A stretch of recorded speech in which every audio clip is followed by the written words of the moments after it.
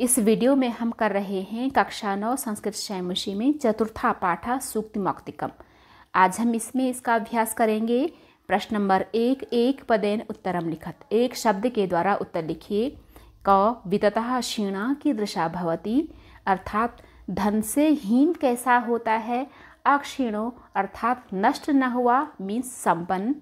कस्य प्रतिकूलानि कार्याणि परेशान न समाचरेत, अर्थात किसके प्रतिकूल कार्यों को दूसरों के साथ नहीं व्यवहार करना चाहिए।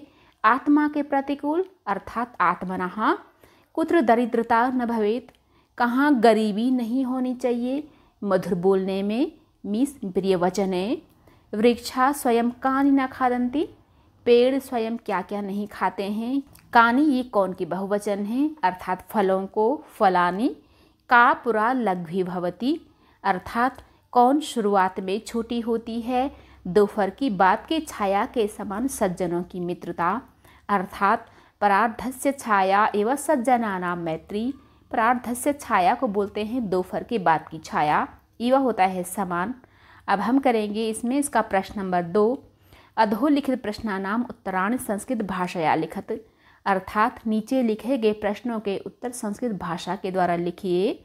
यत्नेन किम रक्षेत वित्तम वृत्तम वा, अर्थात कोशिश के द्वारा क्या रक्षा करनी चाहिए, धन की या चरित्र की। हमें चरित्र की रक्षा करनी चाहिए। किम की जगह हम लिखेंगे वृत्तम।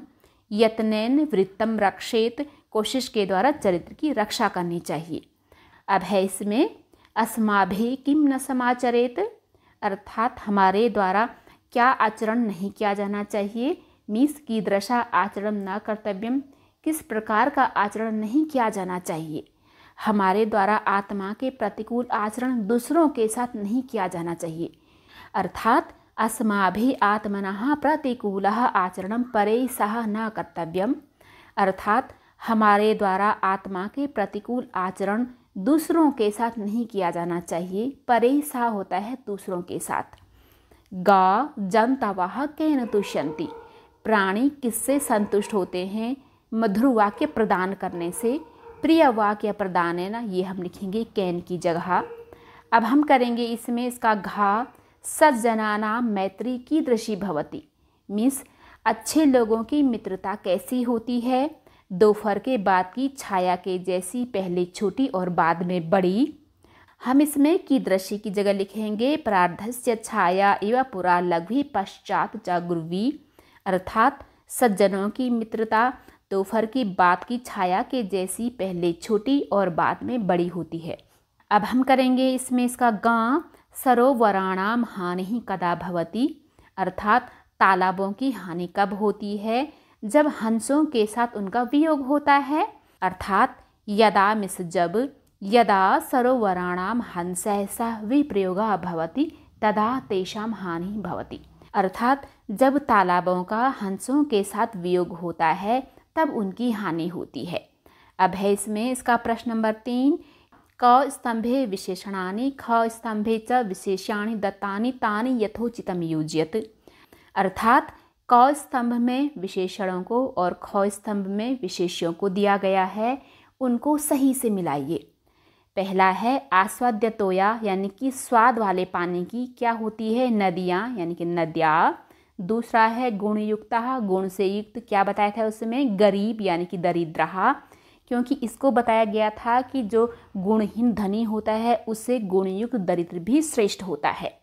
अब तीसरा इसमें दिनस्य पूर्वार्ध भिना, अर्थात शुरुआती आधे दिन से अलग। भिना का अर्थ अलग होता है क्या, सच्चे लोगों की मित्रता। यह है सज्जनानां मैत्री, क्योंकि पूर्वार्ध में छाया बड़ी होती है, बाद में ये छोटी होती है। लेकिन सच्चे लोगों की दोस्ती पहले छोटी होती है और बाद में बड़ी होती है, जो कि एक दूसरे से भिन्न है, इसलिए जो है ये इसके साथ सही बैठ रहा है।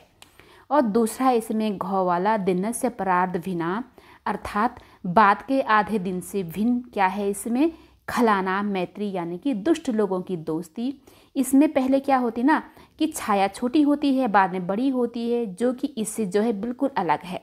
लेकिन यहाँ पर एक ट्विस्ट है, यहाँ हमने पाठ के अकॉर्डिंग विशेषण और विशेष्य को एक दूसरे के आमने सामने लिखना है, चैप्टर में दुष्टों की मित्रता का शुरुआती आधे दिन की छाया से मिलान किया गया है, अर्थात दिनस्य पूर्वार्ध विना खलानाम मैत्री, और उसी तरीके से अच्छे लोगों की मित्रता को दिन के आधे दिन की बाद की छाया से जोड़ा गया है। इसीलिए आपको ये वाला आंसर लिखना है, तभी आप लोगों के टीचर आपको मार्क्स देंगे। अब है इसमें इसका प्रश्न नंबर 4, अधोलिखितयोः श्लोकयोः आशयम हिंदी भाषया आंग्ल भाषया वा लिखत, अर्थात नीचे लिखे गए श्लोक का अर्थ हिंदी भाषा या इंग्लिश भाषा में लिखिए। यहाँ पर मैंने दोनों भाषाओं में लिखा है। आरंभ गुरवी क्षैणी कर्मेण, अर्थात शुरुआत में बड़ी फिर धीरे धीरे घटने वाली, लघ्वी पुरा वृद्धमती च पश्चात, अर्थात पहले छोटी और बाद में बढ़ती हुई। दिनस्य पूर्वार्ध, पूर्वार्ध बोला जाता है शुरुआती आधे दिन को, और परार्ध बोला जाता है बाद के आधे दिन को। भिना मिस अलग, छाएव छाया प्लस एव छाया जैसी, अर्थात शुरुआती आधे दिन की छाया और बाद के आधे दिन की छाया जैसी। मैत्री मिस मित्रता, खल सज्जना नाम, यहाँ पर है खल प्लस सत प्लस जना नाम। खल होता है दुष्ट इंसान, सत होता है अच्छा इंसान, जना नाम लोगों की, अर्थात दुष्ट लोगों की और सच्चे लोगों की मित्रता में अंतर होता है।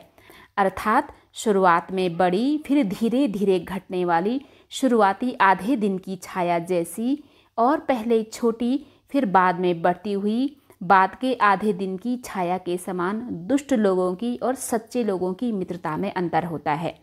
अर्थात जिस प्रकार से दिन के शुरुआत में छाया बड़ी होती है फिर धीरे धीरे घटती है, वैसे ही दुष्ट लोगों की मित्रता होती है। लेकिन सज्जन लोगों की मित्रता में अंतर है, जो दिन के बाद की छाया के समान पहले छोटी फिर धीरे धीरे गुणों को देकर बढ़ती है। इसका इंग्लिश में भी है, there is a difference between the friendship of a wicked and that of a gentleman, अर्थात एक विकेट इंसान और जेंटलमैन की फ्रेंडशिप में अंतर होता है। Long to begin with but decreases later and it is small to start off but increases gradually, अर्थात पहले लंबी होती है लेकिन बाद में छोटी होती जाती है, और दूसरी तरफ पहले छोटी होती है लेकिन धीरे धीरे बढ़ती है। Just the way of a shadow differs in the first half of the day from the second half, बिल्कुल वैसे ही जैसे कि दिन के फर्स्ट हाफ की छाया में और बाद के हाफ की छाया में अंतर होता है। So does the friendship of a wicket person and the good person, उसी तरीके से एक बुरे इंसान और अच्छे इंसान की फ्रेंडशिप में अंतर होता है। अब जो है हम इसका खा करेंगे। प्रियवाक्य प्रदानेन सर्वे तुष्यन्ति जन्तवः तस्मादेव वक्तव्यम बचने का दरिद्रता, अर्थात प्रियवाक्य प्रदानेन, मधुर वाक्य प्रदान करने से मीन्स मीठी वाणी बोलने से, सर्वे तुष्यन्ति जन्तवः, सारे प्राणी संतुष्ट रहते हैं। जन्तवः प्राणी को बोला जाता है, तुष्यन्ति में संतुष्ट रहते हैं या फिर खुश रहते हैं। यहाँ पर है तस्मादेव मीन्स तस्मात् तद प्लस एव, तस्मात् इसलिए, तद वह एवमिसी, अर्थात इसलिए वह ही वक्तव्यम बोलना चाहिए, वचने बोलने में, कामिस क्या या फिर कौन सी, दरिद्रता गरीबी, अर्थात इसलिए वह ही बोलना चाहिए, बोलने में क्या या फिर कौन सी गरीबी। मीठी वाणी बोलने से सारे प्राणी संतुष्ट रहते हैं, खुश रहते हैं, इसलिए वह ही बोलना चाहिए, बोलने में क्या या फिर कौन सी गरीबी, इसलिए हमेशा मधुर ही बोलना चाहिए। इसका इंग्लिश में भी है, all the living beings become happy by speaking a pleasant sentence that is speaking sweetly, means सभी प्राणी अच्छा बोलने से, मधुर बोलने से खुश रहते हैं। दैट्स वाई, इसीलिए, only that should be spoken, इसीलिए वही बोलना चाहिए। What poverty is there in speaking sweetly, मधुर बोलने में क्या गरीबी। अब जो है हम इसका करेंगे प्रश्न नंबर 5, अधोलिखित पदेभ्यः भिन्न प्रकृतिकम पदम चित्वा लिखत, मीन्स नीचे लिखे गए शब्दों से भिन्न प्रकृति वाले शब्द को चुन करके लिखिए। ये जो शब्द है ना, इनमें तो 3 एक जैसे प्रकृति के हैं, उनका नेचर एक जैसा है, और एक ऐसा शब्द है जो कि उनकी प्रकृति से मैच नहीं कर रहा है। पहले हम इनको पढ़ेंगे, इनके अर्थ जानकर ही हम इनके नेचर के बारे में पता लगाएंगे। पहला है वक्तव्यम मीन्स बोलना चाहिए, कर्तव्यम करना चाहिए, सर्वस्वम मीन्स सारा, हंतव्यम मीन्स मारना चाहिए। आपने ध्यान दिया होगा वक्तव्यम, कर्तव्यम और हंतव्यम ये जो है क्रियाएं हैं, मीन्स करना चाहिए आ रहा है इसमें, लेकिन सर्वस्वम नहीं है। सर्वस्वम का अर्थ होता है सारा, ये एक विशेषण है, इसलिए सर्वस्वम अलग नेचर का है। अब जो है इसमें खा देखिए, यत्नेन कोशिश से, वचने बोलने में, प्रिय वाक्य प्रदानेन मधुर वाक्य बोलने में, मरालेन हंसों से। तीनों में आपने देखा एन की मात्रा लगी है एंड में, जैसे यत्नेन एन की मात्रा, प्रदानेन इसमें भी, मरालेन इसमें भी, यानी कि तीनों के तीनों जो है ना ये तृतीया के एक वचन में है, इसलिए ये तो सेम नेचर के हो गए। तो अलग क्या हो गया, वचने यानी कि बोलने में, ये सप्तमी के एक वचन में है इसलिए अलग है।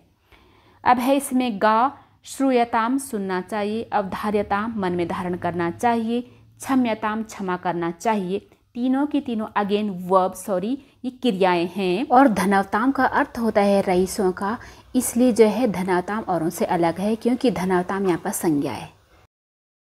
अब जो है जनतावाह मिस प्राणी बहुवचन में, नद्या ये भी बहुवचन में है, विभूतया अगेन ये भी बहुवचन में है, तीनों के तीनों बहुवचन में संज्ञाएं हैं।